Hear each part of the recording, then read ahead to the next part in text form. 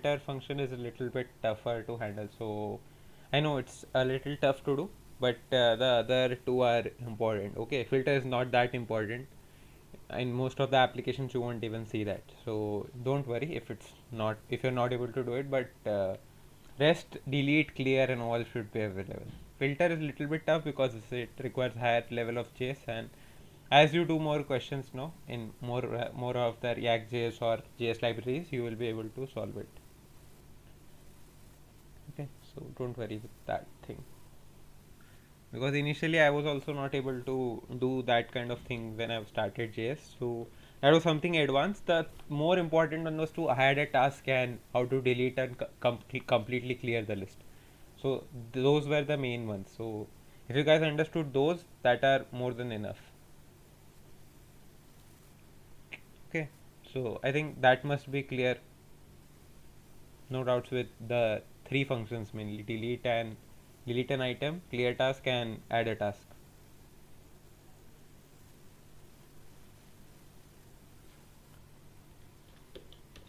Okay, I hope nobody is having doubt. If you have, then still we can solve it. Okay, so we'll start today. Anyone, what is a constructor?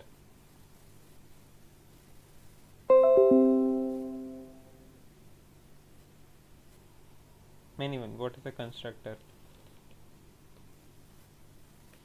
We use constructor to initialize the objects. That's correct. Okay, so that's correct. If we use a constructor to initialize an object, basically. So whenever we do something in JS or something like that, we have to initialize a particular thing beforehand. So whenever a function runs by default, it should initialize some value. So in those cases we use constructor. If you are in CS, you will learn about it soon in any of the programming language. If you aren't in CS, you can check that out and learn about it. So I'll not go more detail into JS, more of the programming concepts, because this is not more of a programming kind of thing. So whatever is required uh, more of it in the uh, development side, I'll only focus on that aspect. So any doubts if you have, if you want other classes for that also, we can take up, no problem, on other days, but more or less the requirement for that is really low, so that's why I'm not teaching those concepts in detail, but yes, I'll go through the basics of them. Okay, so here if we create some object like I'll create my name. Okay, and I'll add some values randomly. What is this kind of structure called? Anyone? What is this data type? Objects. Great. Okay, always remember what it is. Okay, and I'll add age to same thing. Okay, so this is an object. Okay, so let's check if this is running.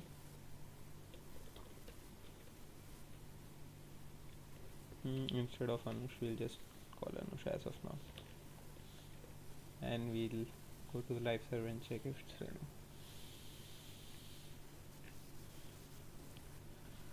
Okay, inspect it, and in console uh, uh, uh, shows an error. No, it's working.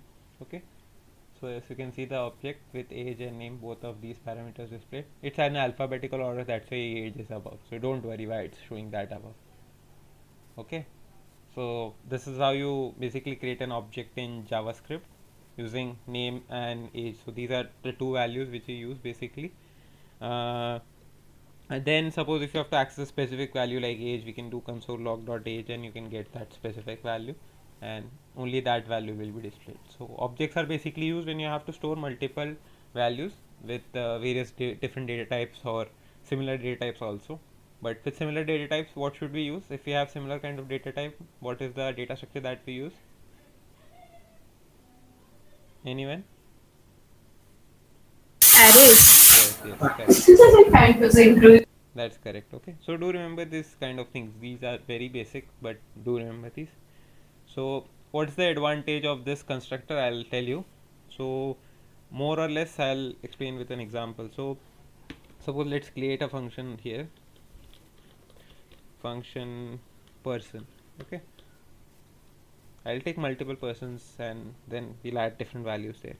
Okay, as of now I'll take a random value here. What I'll do is I'll take this. Okay, I'll disable Copilot. Okay, because okay. Okay, so what is this function? Anyone? What is this used for? This is used to refer the refer itself, refer the object or the variable itself. Okay, and what's the difference between defining it as name and on base.name? In this dot name, it will uh, like uh, how do I explain? I know, but I can't explain in words.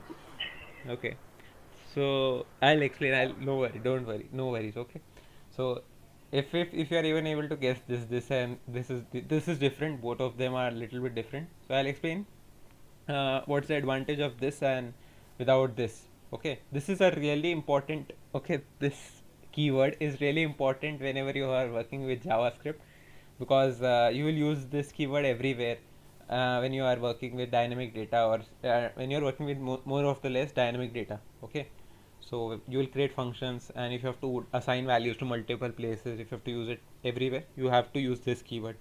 Okay, I'll take an example for all of these data types. I just wanted to give an overview today, and I'll take a live example and explain it in next class, so you guys will be able to understand it better. So this dot name, this. Okay, and we'll define this dot age to here. Okay, so I'll give a value 20 here. I'll give an integer value. Okay, and if we call person here, what will be the output? Anyone? Ankush and 20. Okay, so it gives an undefined value. Okay, so you can't call a function directly in console log. That's a disadvantage for it. So whenever you have to call a function like this, you have to use something. So how do we call a function basically? And if you want to display it into log. Okay, I'll take easy values. Okay, I'll take this dot name and age equal to age. Now how do we access this specifically? If I have to access this for different people, like I have to access it for Anush, I have to access it for somebody else. Now how do I access a particular function? Functions are accessed with something. Like if we can declare a variable for the functions, Okay, so how can we declare? Suppose I'll take const like const, uh, any like any name. value for const a, yes, is equal to function person. Okay, okay, function person. Okay, so what is this called? You are right, that's correct. We use new keyword and we call person. What is this called? Anyone? This is something you have studied, I think. This is also something that you might have studied in C++ or Java if you have studied. Object. Yes, this is also an object, but the difference between this and this is you whenever you call a function with this parameter, it will create an object for each person. So for person named as Anush, you can create. For person named as Rudra, you can create different variable. For person named as anyone, you can create any number of variables. You don't have to define variables like this: const Anush, const Rudra. So that will create more redundancy of code, and you can avoid this kind of redundancy just by creating a function and then calling it through an object like this. Okay, so this is a really common term, and that's why this keyword is important, because whatever value you provide here now. So here I'll give two values. For example, I'll give Anush and then I'll give 20. Okay, so these two values will be saved, and similarly if I define another name like Rudra and if I use this, you can see the same thing will happen there, and you can define two values too there too. So I'll take Rudra and whatever age will be, so you can define it. Okay, and now you can call these directly here. You don't have to worry You don't have to specifically, and you can access is similar functions too. Age is not defined.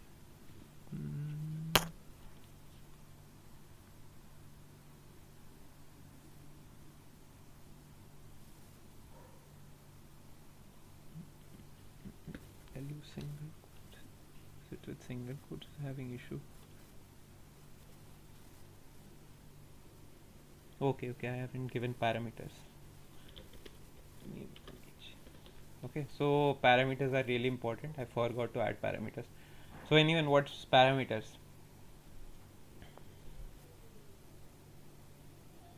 Anyone, function has parameters. What are those parameters? Parameters are what are defined in the main function, and then they are used in the function for different purposes. Like Yeah. in this, age and name are used to redefine age and name again. Yes, that's correct. Okay. So what this keyword will do is it will take the latest value which you have provided here, like Anush, and it will put this up into the name variable, whatever name variable we have got. So if we have got Anush, it will define the name as this dot name as Anush and age as 20. Okay, and this one person with named Anush is created, and on spot this function is called. Whenever you don't, once you call a function, it won't occupy space until unless it's called. Okay, using an object or anything. Okay, so this is a very common question in an interview also. So they'll ask you question if you create an object or if you create a function or an class, and if you call it below uh, without the object, will it occupy a space or not? So whenever a class is created normally, so it won't occupy a space until unless you don't call it. Okay, so if you don't create an object, it won't occupy space till then. Okay, so this is one of the questions, and similarly here this dot name will automatically assign this value. If you normally use name equal to name and age equal to age, it won't work because it will assign the same, you will assign same value to same variable, so that won't work. That's why this keyword was created basically to dynamically allocate values to them. And now if I try this, it will take specifically for me, and it will, if you want to define it for Rudra, you can call Rudra. Okay, and you will be able to see the value for, okay, sorry for that, and you can see Rudra's age and everything is displayed. Okay, so this are objects and classes. This is kind of a class thing, but here it's in Java, it's here in JavaScript it's called as a function only. So this keyword is really important. Now I think you guys must have understood. Okay, then I'll ask one question. So what if I do this here, console log this? Anyone, what would be the output for this? Okay, this was one of the questions I got in interview too. So Undefined.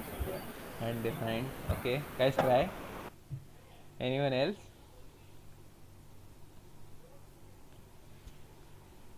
Guess. Nobody is going to scold you. The latest values no, in the function. Put in the Latest. function. Okay, so it means Rudra or 21. Yeah. Okay. Anyone else? Okay, so yes. Go on. Can try. No problem. I won't scold. Okay, then actually. The window object. Yes. Great. Okay, whoever answered it, it's right. That's a window object. What is a window object? Window object is basically all the objects that are defined by windows.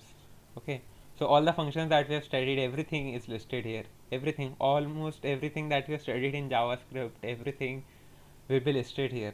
Okay, you can even create alerts, everything like this using this. So you can use this dot alert and you can create an alert also. So if you want to create an alert, you can use this dot alert and create something here. So you can say hi and it will work normally. Okay, so it calls the window object and you can work with anything. So you can see, you can get the window object here. Okay, so this gives you, normally if you use this gives you a window object, and from this window object, that means you are accessing something from here. Okay, so here whatever you define, whatever HTML you define, even everything in HTML, see the person that we have defined is also present here, and from this person only we are taking this value name and age. Okay, so window object tracks everything, so whatever is there in this window, it will be tracked here. and this keyword will look upon each and every value which is present here. Okay, everything that's present is starting from the DOM element person alert, every keyword that's present, every keyword is present here till the anything that you can search in JavaScript. Okay, any doubts with this? How is this working? Okay, window object is everything that's present on this current window of HTML. Okay, go to any of the websites tomorrow and just console log this today only if you can try. Console log this after the class and you'll see many objects and everything defined, whatever functions they have used and whatever they have created, objects what they have created. You can search for them and check how their HTML is written. So this is a fun activity you can try. Yes, anything you want to add up?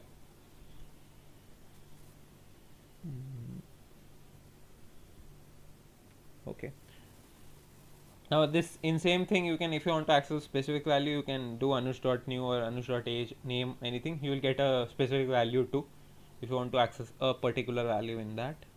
Okay, so this is how this works. And suppose if I take an age value and I have to kill okay, what we'll do is we'll take date of birth and we'll calculate a value from it.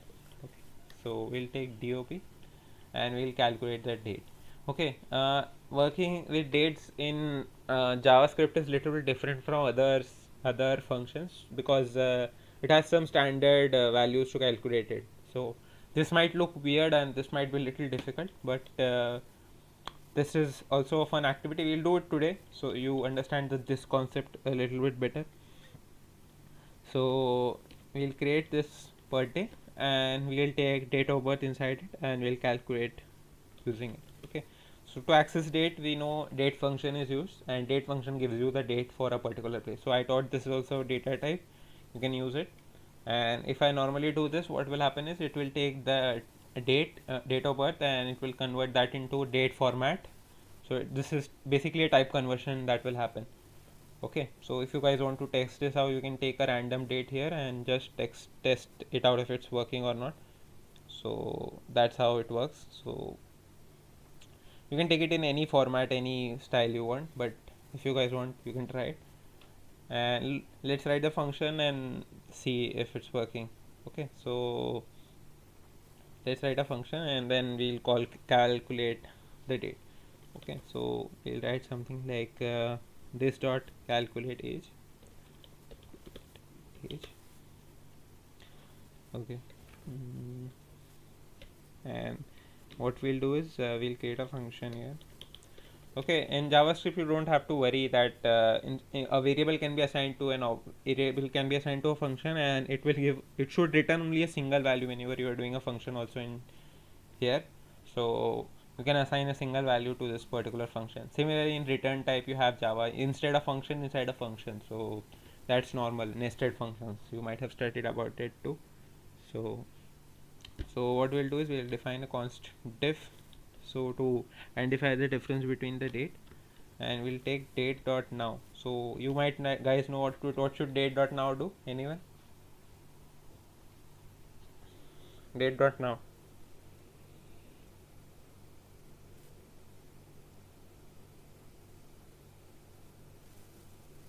It would print the current date.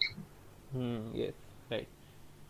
Okay, so to difference between those two dates, what you have to do is we have to do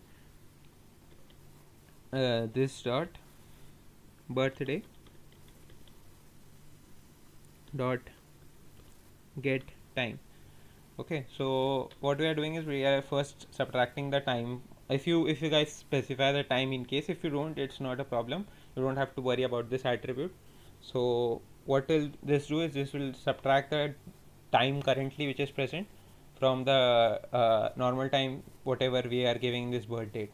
Okay, so if you are giving 15 minutes, 16 minutes, so in case if you guys require this, but this is not a very important parameter, but still if it's required then you should specify it. Then we'll do age date difference. So what's the main function is the difference between their age date. So we'll take age date and here we'll do is new date. Similarly, every time you use date function, you have to use a new function next to it, because that's how a date function is called generally. Instead, when you are using functions, you don't have to do it in those cases, but whenever you're defining a new variable, always use new date or something like that. Okay, so and whatever difference we get from this, it should be converted to a date parameter, because when we are subtracting something from the other parameter, they might not be in the same format. So to typecast that, we are using this. Okay, anyone, what's typecasting?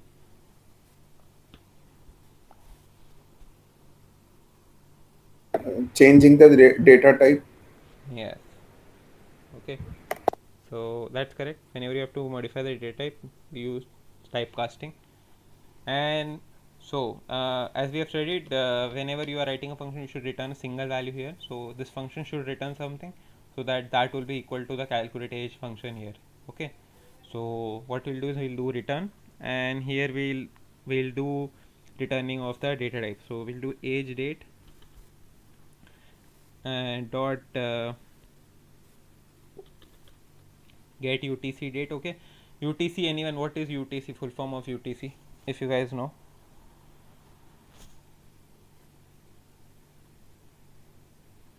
Anyone?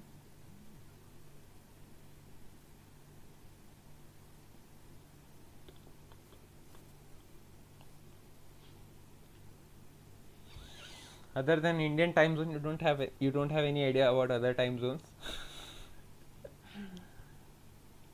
Anyone?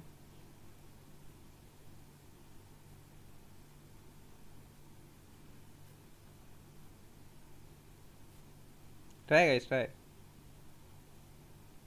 What should UTC be?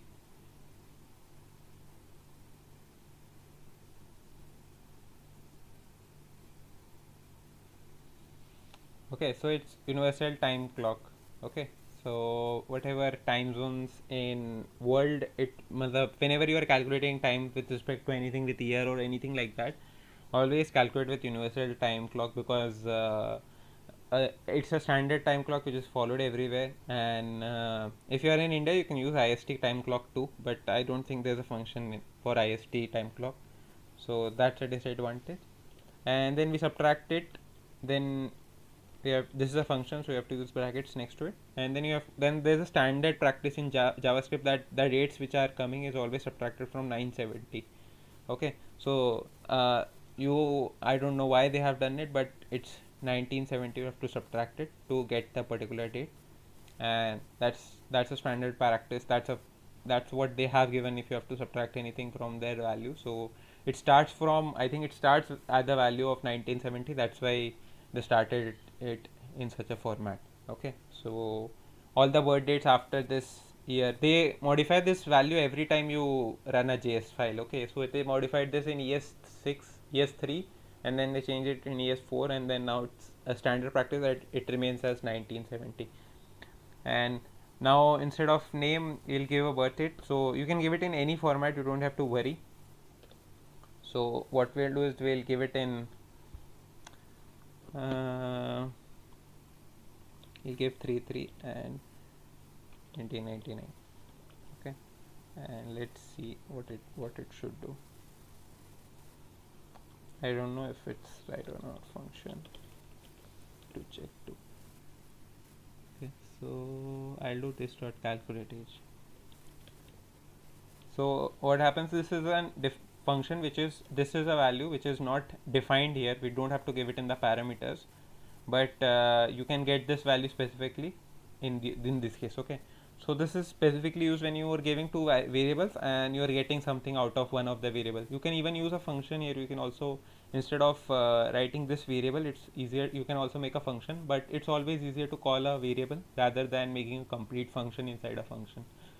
So it's always a standard practice. If you have a function named calculate age, the difference is you will have two brackets here. If you normally make a variable, it will be just not calculate age. So there's no more big difference between them, but this keyword will be helpful. That's why we are using a variable here. Okay, so it gives us the function directly. I think this shouldn't happen.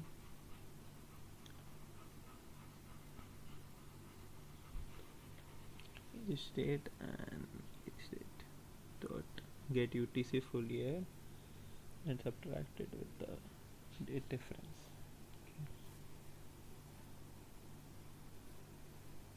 Mm.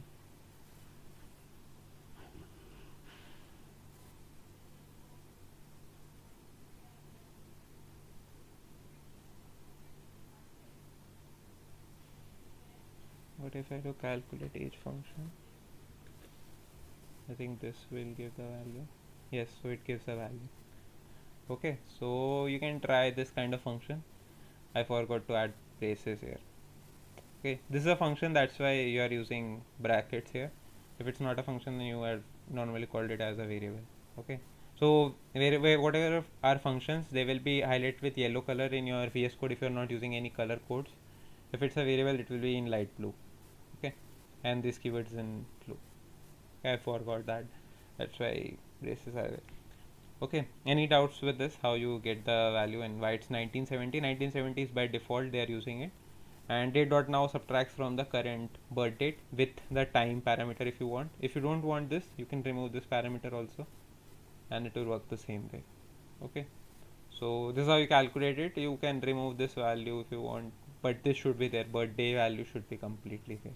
Okay, why we use this? Because date.now also has a value named as 000, so at that particular time it will calculate the timestamp like this 1940.00. if you don't have that in your birth time, it will add this value with a something with random value like 12 o'clock 000. All the values will be 0 by default, so that's why we are using get time. If you don't, it will still work the same. So that's how it works, and this 1970 is by default. Any doubts with this? Why do we use this dot calculate age? This dot calculate is because if you are using dynamic values like this, if you're specifying it in a function kind of things, or an object. Okay, so if you are making an object like this, it will dynamically allocate values to that particular object. So if I create one more function, if you just use calculate age, what will happen is it won't dynamically update values. Okay, because this dot birthday is updating values directly, but calculate age won't be dynamically updating. So to keep both of them updating dynamically, you have to use this dot calculate age here too. Okay. Okay, so basically it's for whenever you're using an object, you have to always use this keyword so that you keep this complete class kind of thing to be dynamic. Okay, so any Okay. doubts?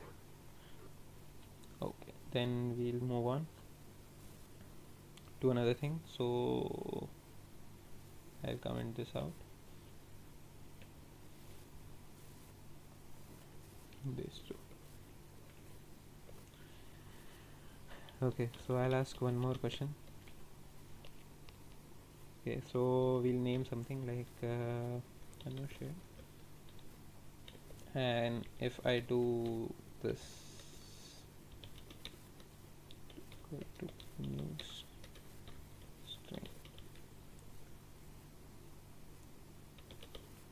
what should this be giving output?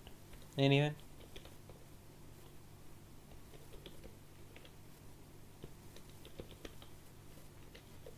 Okay, this won't be really useful in JavaScript, but it will be used when you are learning React or something like that. So that's why I'm teaching this. Okay, anyone, what would be the output if I use name1? What should be the output here? Anush. Anush, right? Okay, so that's correct. It will be Anush. What if I do name2? Now try that. Fun. Name1 was easy. Name2 is tricky one. So what should be the output?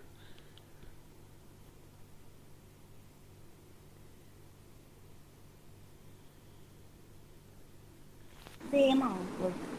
Same output. Okay.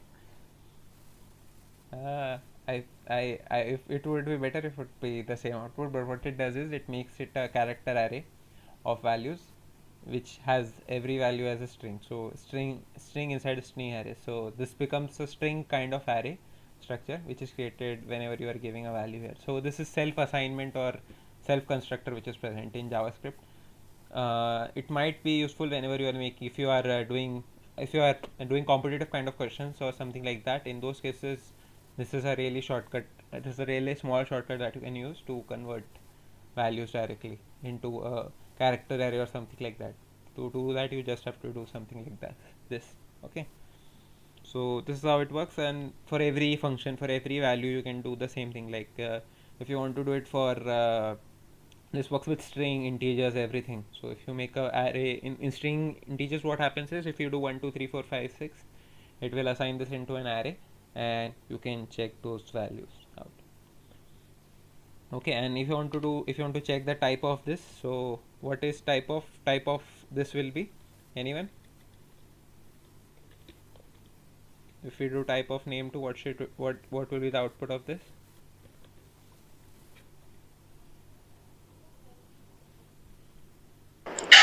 String.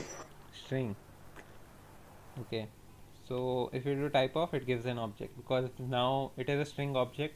That's why, because it contains all the, if it has multiple values, it should always be a string object. If it shows a singular value, it can be a data type only. Okay, so whenever it's a single value, it's always a string data type, but when you use multiple values, it's always a object data type. Okay, so clear with this? This won't be that useful, but still I've taught because it might be required whenever we are making functions inside API calls or something like that. So in those cases, this will be helpful.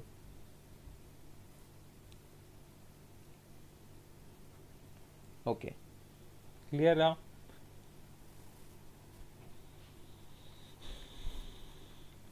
Okay, so what we'll do is we'll do one small activity today and then we'll wrap this up. Okay, so I'll create a button, and in this button I'll write something, get data. I'll just teach you the basic of API calls and something like that, and then we can, because more of this part is really theory, so you won't be able to understand better. So that's why I'm taking an example, a little bit introduction onto theory kind of thing. So what we'll do is we'll specify an ID as button here, and I think in HTML, yes, it's created. So to how do we get the particular item in JavaScript? If you have to get a particular item, what should we do? If to get this button, how can we create it? On click button or something like that? How should we do it?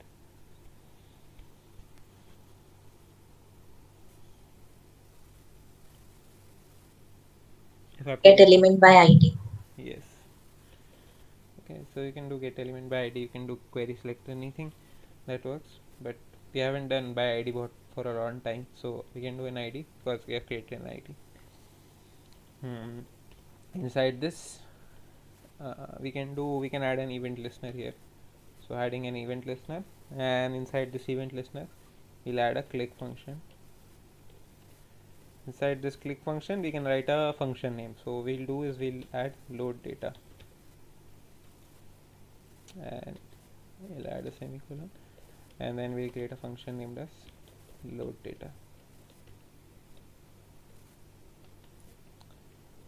Okay, so we'll check if this is working first by console logging the function.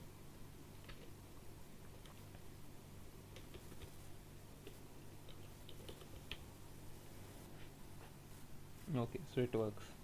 Okay, so every time you make a function or something like that, first check if it's working or not, if you've given the right parameters to it. Okay, so my next question is what is an HTTP request? Rudra had explained a session on it, I think. Rudra took a session on HTTP request, so he asked the same question. What is an HTTP request anyway?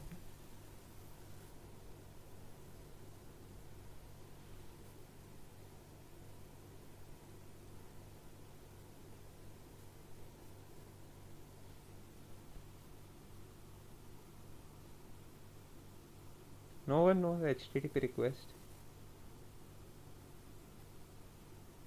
It is a request sent by client side to server for and for whatever requirement we are sending the HTTP. Okay, so that's correct. Whenever we have to access some data or something like that, we give an HTTP request and we get that data specifically from that request. So it's basically accessing a resource from a server. Okay, so server is located somewhere, and to access that particular data source we use an HTTP request. Okay, so there are different kinds of requests for it. So there are some XML HTTP request, there is a JSON HTTP request. So there are different kinds of HTTP requests. So first we'll see a simpler example of it. So we'll see an XHR kind of structure. So anyone, what's an XHR request, XHR object specifically, if you know?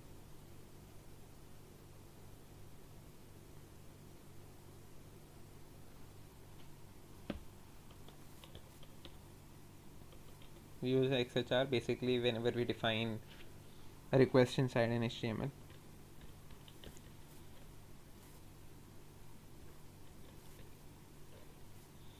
So it's an XML HTTP request. So that's a small short form for it, XHR. And in this, whatever we get is we get an XML document, any document format which is in standard format. We can get it using HTML.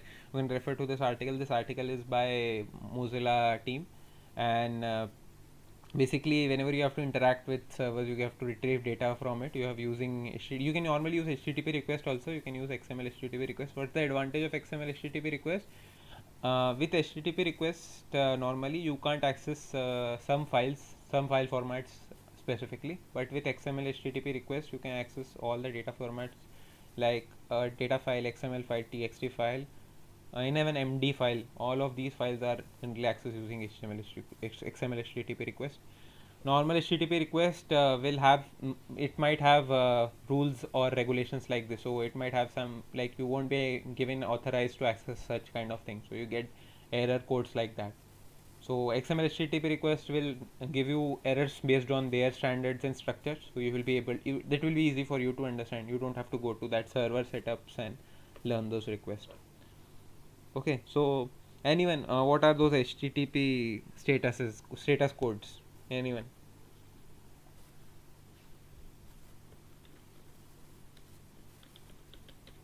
HTTP status codes, anyone?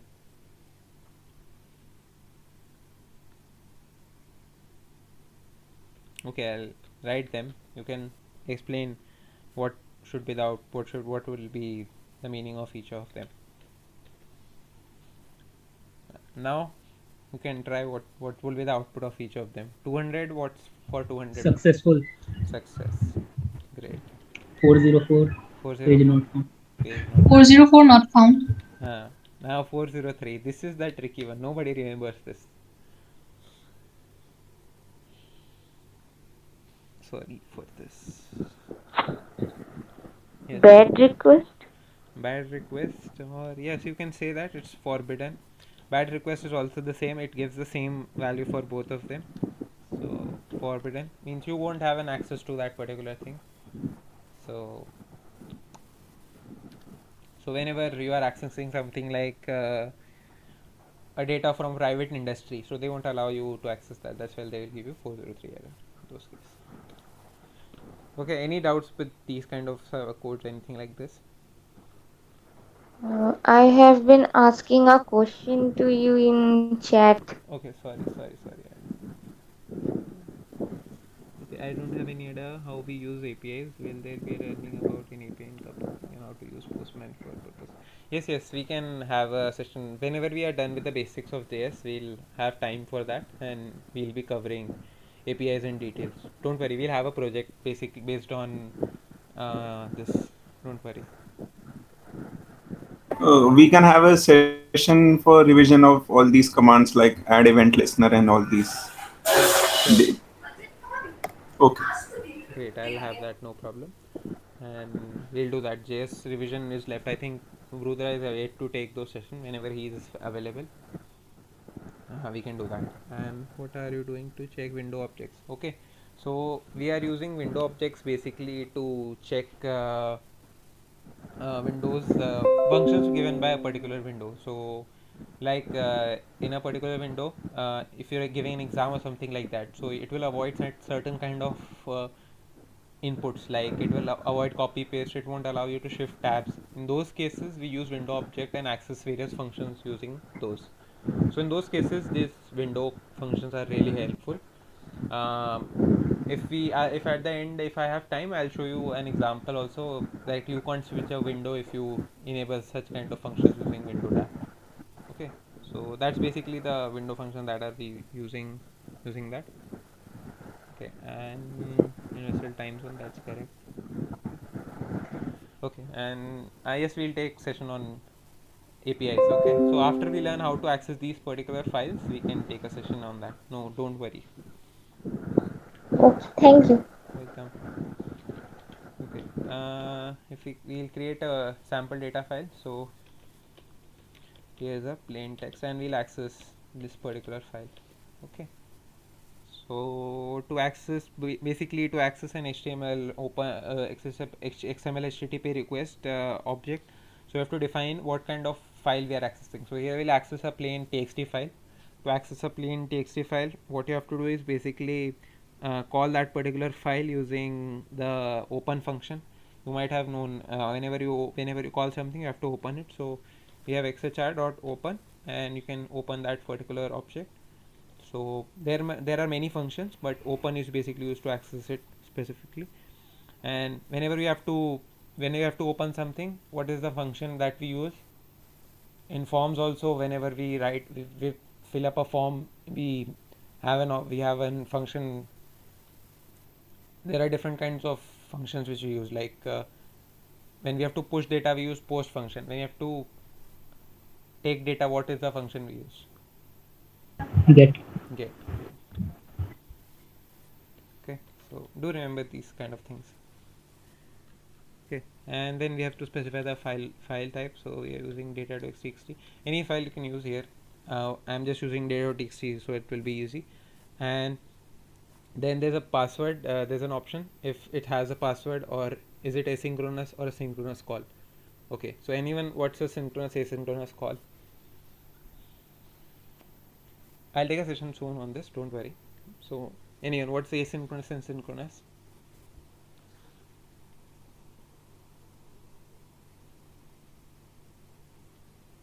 Synchronous means if one task has been or one request has been made, then another request cannot be made. In asynchronous, multiple requests can be made at one time. Yes. Okay, that's kind of right. So if you are doing two tasks simultaneously, like if you have something in order, serial order, like one, you have to perform something like this. If I have to load the website first, then I have to start the HTML page, something like that. 1, 2, 3, 4. It should follow in order. Then we use synchronous function, so that when one is done, then only the others can work. While in synchronous, as soon as one is, 2 or 3 functions can go along and the same side, like multi-threading and multitasking. In multitasking, you can do two things at a time. Like you can download 2 files or 3 or more files together. But when you are starting up your computer, you can't load your apps first. Then you can restart your computer. So these are not the options available there. So in those cases, we use asynchronous function. I'll give an example to that too in next class. But this is just a basic introduction to an API. So that's why I created today's session, just for a basic introduction to a data file here. So next function is xhr.load. So whenever the particular HTTP request is ready to be taken up, we use onload function. And open is basically whenever you have to open a particular file.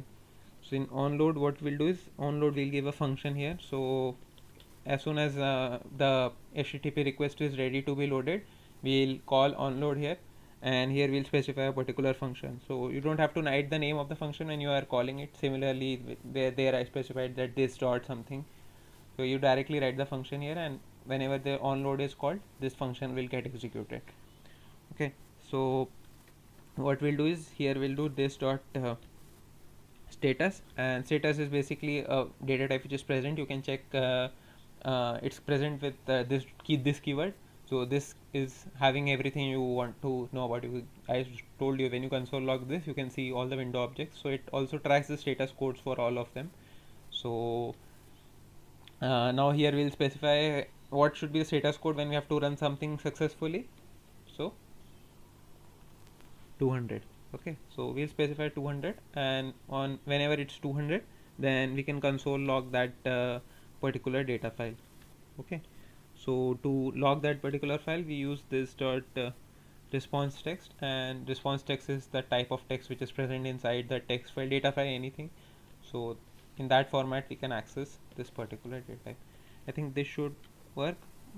I think we have to close the connection too. So whenever you open a connection, you have to send that data to. Here I have opened it, I have called it on load, but I have to send that data for. I think I should send it here or after this function. We can do it at the end also. So we'll do is xhr dot send, or I'll do it inside this braces, inside this braces only. I think it should be inside only. xhr dot send, and this should send that particular data. So here we have opened it and we have loaded, and then we have to send it. So this is how a particular function also works. It opens, then it loads the data, and then it sends the data. So I think whenever you click this, now it should print that particular text. Even if you want to, instead of displaying it here, if you want to display it in a data file, you can create an h1 tag here, and inside this h1 tag you can add that data. So here we'll add an id text, and we can add that text using console log.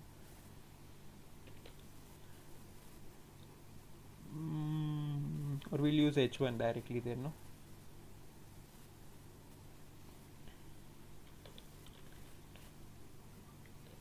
Document dot have we specified anything there? ID na? Get element by ID h1 whatever we have, text and dot inner HTML, and we can give that text format. Okay, so to give that, we'll use dollar and this dot response text. Okay, so this will give that particular value there in the HTML format too. So here's a plain text. Okay, so this is how basically a basic example with this parameter. That's why I wanted to give a live example other than what we have studied here with this parameter. So this status, it will check the particular status. If you normally use status, it won't be a variable available. To access such kind of data values and values like this, we have to use this keyword here. So these can't be accessed normal by, if you directly write status, it won't be available. Only this keyword handles such kind of things. So it contains a bulk of values which are present. Just go through those lists and you can see what all values are present there. So any doubts with whatever I've taught?